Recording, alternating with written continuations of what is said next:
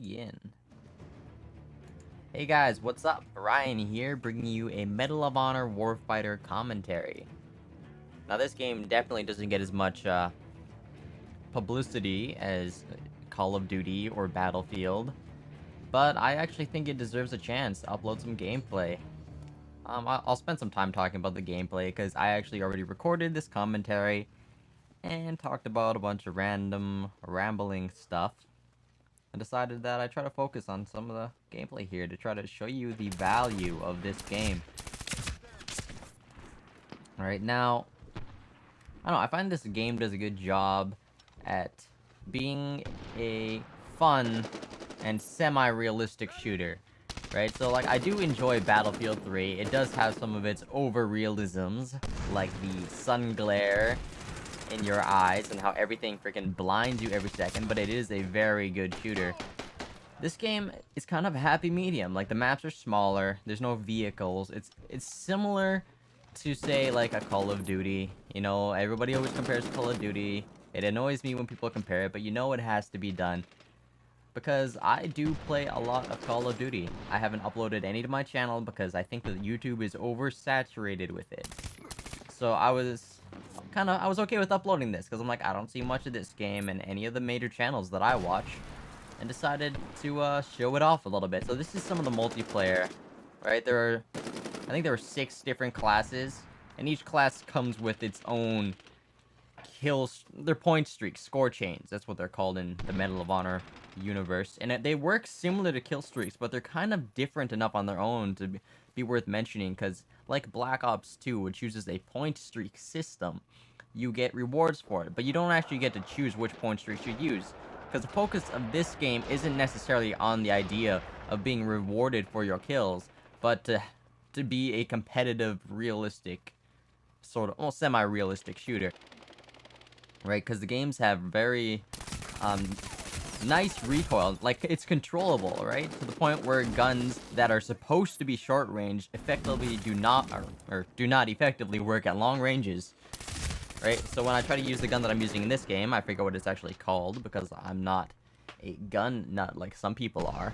But this gun is very good at close range, but has so much recoil that it is incredibly hard to kill anybody from a long range, which is why you see me spamming grenades a lot when I spawn in this particular match.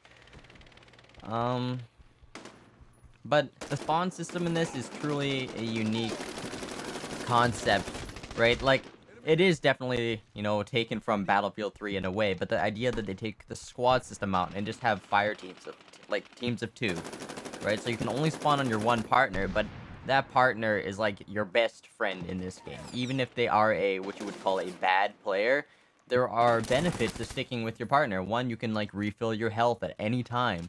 You can refill your ammo at any time off of your partner. If you are near your partner when they get a kill, you get points for it. If they spawn on you, you get points, which lead to additional point streak value or score chain value. So this game does a very good job at pushing for teamwork, which does happen even if there does tend to be a lack of voice chat system in the game. The system used for I'm playing on the PC. The system used is frankly not very good. It's definitely usable, like it's not laggy, the audio quality is fine, but sometimes it just plain doesn't work, right? And yeah, and I don't know, it's not a huge problem because the people that I just found myself playing with, it's like, you know, this isn't working, add me on Skype, and that's what you can do. It's kind of a remedy for that, although you don't want to let the game off just because everybody uses Skype. Yeah, definitely a very well thought out multiplayer scheme. Like it does use classes, but at the same time it is sort of different, right? Where like certain weapons are locked to be only be able to use certain types of attachments, right? It does do a good job at keeping it balanced by limiting all of the variables to certain types of weapons and classes. You have less chances of creating really overpowered setups. Right, so from my experience so far, it is definitely it rewards you for having strategy in the game. It definitely rewards you for that. Like there was always a point where you spawn in a mid game and your team is pushed back so far that it's hard to overcome with strategy. It can be done, but it can be difficult quite often. One thing this game does pretty well is, because you're limited, you know, to like a fire team in general, you don't run into full parties too often. It can do a very good job at balancing teams. And because it's small teams, you get to meet a lot of new players. I think this game kind of carries a lot of competent players. Look at me there, calling in a mortar strike, whereas my teammate already called one in. That's not very smart of me, but it's kind of didn't really notice it at the time. But yeah, I definitely recommend this game. I know it got kind of negative reviews for having like a short campaign and whatnot, but it's a good game, right? I think that they put a real honest effort into it. I think it's worth your money.